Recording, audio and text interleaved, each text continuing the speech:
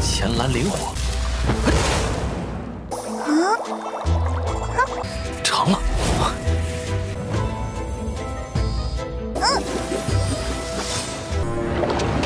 蛟龙，你就不怕我吃了你？黑镜前辈饶了我！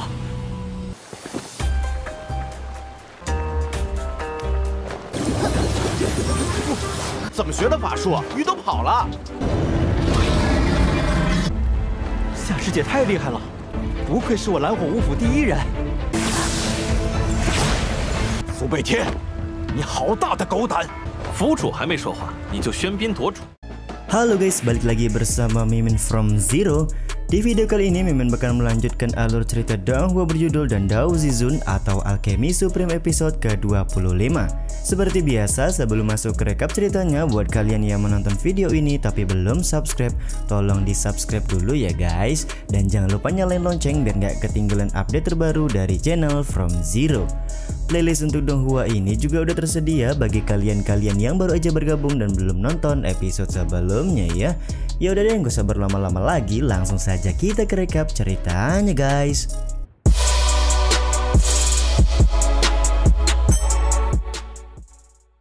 Episode 25 diawali dengan Sang Guanci yang bergerak masuk ke dalam sungai spiritual karena mendengar kegaduhan yang dibuat oleh Subaitian sebelumnya.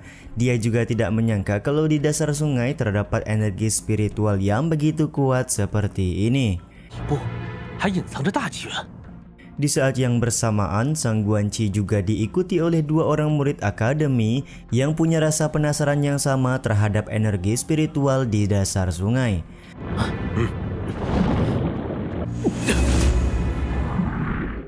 Tiba-tiba saja naga air kembali muncul di hadapan Sang Guanci, yang mana diketahui naga air tersebut adalah perwujudan dari Ling Er.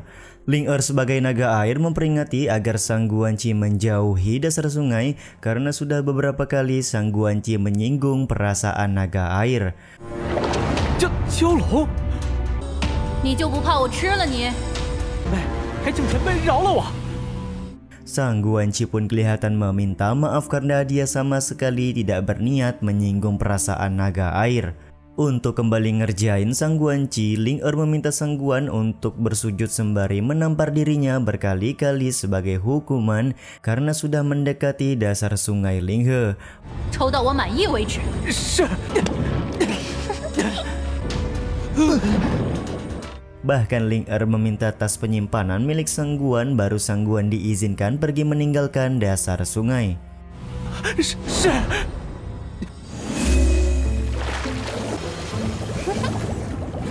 Sementara itu, Subaitian terlihat sudah banyak sekali mendapatkan ikan spiritual menggunakan jaring api spiritual biru miliknya.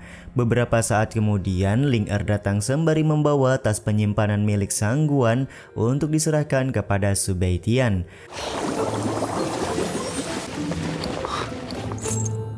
Selain itu, Subaitian juga mengizinkan Ling Er untuk menangkap ikan spiritual yang ada karena saat ini Bang MC sudah selesai menangkap beberapa ikan. 剩下的鲮鱼送给你了。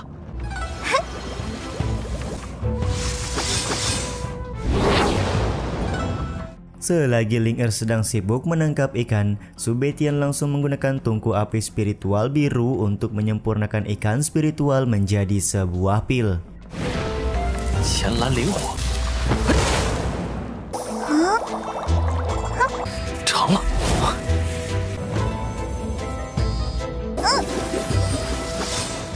Tak lama kemudian, Subaitian berhasil menyempurnakan beberapa pil dan mengajak Ling Er untuk segera kembali ke permukaan sungai Linghe. Sekembalinya ke permukaan sungai, Subaitian langsung disambut oleh Zhao Jingrong dan juga Xia Fuxin yang sedang sibuk berburu ikan spiritual.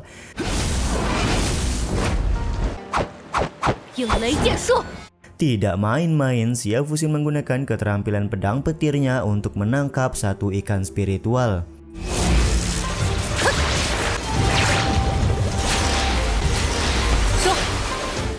Bang MC yang melihat langsung kekuatan petir dari Xia Fuxin juga sangat kagum dengan kemampuan tersebut. Bahkan Su Baitian mengakui jika bukan karena bantuan kekuatan dari Ling Er, maka dia juga tidak akan bisa mengalahkan seorang jenius seperti Xia Fuxin.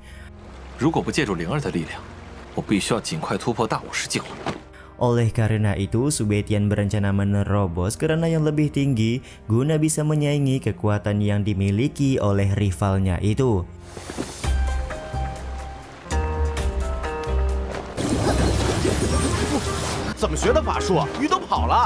Sementara itu, beberapa murid masih sibuk berburu ikan spiritual dan mereka tampak gagal karena bukan perkara mudah mendapatkan ikan spiritual di sungai Linghe ini. Di saat yang sama, energi spiritual di aliran sungai juga kelihatan sudah menghilang, yang menandakan waktu bagi murid-murid Akademi Lan Huo sudah selesai.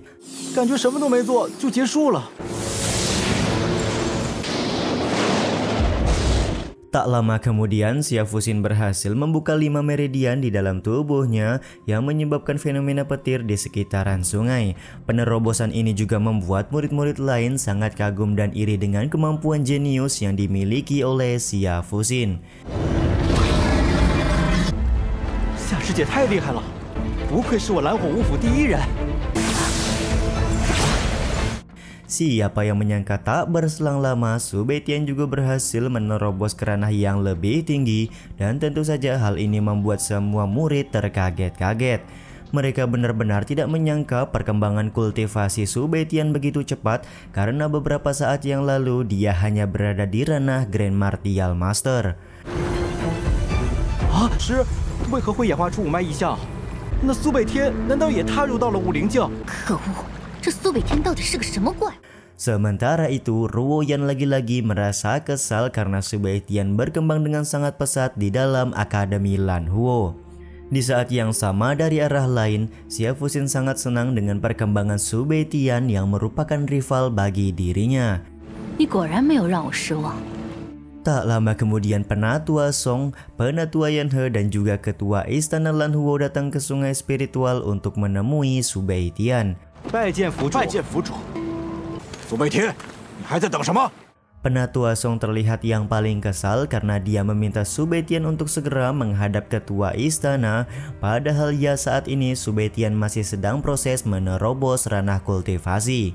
Bahkan ketua istana sendiri meminta Penatua Song untuk bersabar terlebih dahulu hingga penerobosan Su Baitian selesai dilakukan.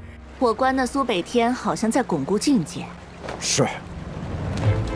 Di saat yang sama, Han Feng sendiri hanya senyum-senyum karena dia paham sebentar lagi Su Baitian pasti akan mendapatkan sebuah masalah.